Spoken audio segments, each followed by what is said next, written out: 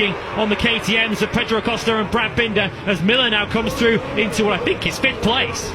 Marc Marquez will be a second clear very, very quickly. Fabio Quartararo gets on the inside of Pedro Acosta. Nice move that by the Yamaha rider coming through at the right-hander of turn 13. Remind you, El Diablo, Quartararo crashed on the sighting lap on the slick tyres on a very wet COTA surface. You have to say the track here does dry very, very quickly. The advantage is already a second. We're not even completed lap number 1 here in Austin, Texas. And Marc Marquez already producing a masterful performance here at the front. Miller goes aggressive on the inside of Frankie Morbidelli into turn 20. It's been some first lap this by the Australian on the 43, but 1.1 seconds clear.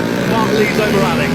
Maverick Vinales did get out of the pit lane to start this race. He's some 10 seconds off the back of the field. Morbidelli trying to attack once again on Jack Miller, who's won that battle for now. Quartararo next along, second at the Yamahas. He runs 7th ahead of our first 2 KTMs. Binder and Acosta 8th and 9th. Down through turn 2 on the factory Yamaha now. We'll weave and snake our way through this spectacular first sector. Such a physically demanding part, this 5.5km COTA circuit. You go left, right. With Quartararo, there's Bagnaio's coming with a big early pressure here, isn't he, from the Gian Antonio. Bit of a gap then further back.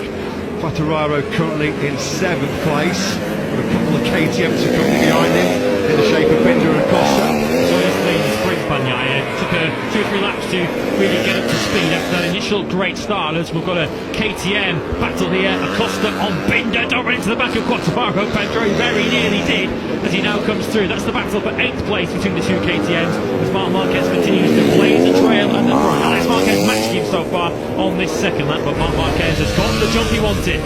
Pedro Acosta, we know what a missile the KTM is in a straight line, but just how good in straight line braking is Fabio Quartararo. He talked about this yesterday, he's a little bit hot. Pedro Acosta also in hot. That's all down to the slipstream getting sucked into that heavy braking. Look at that, they're struggling on pretty much 300 kilometres an hour in less than 8 seconds, one of the most harshest braking zones on the Grand Prix calendar as Morbidelli and Miller go toe-to-toe. Big winner from that Quartararo Acosta incident down to 12 was Brad Binder, who have overtook the pair of them and now pinned to 7th place. Aldeguer's also got involved in all of that. He's now short of Acosta, who was hoping to take 7th place. He's ended up coming out of all of that in 10th.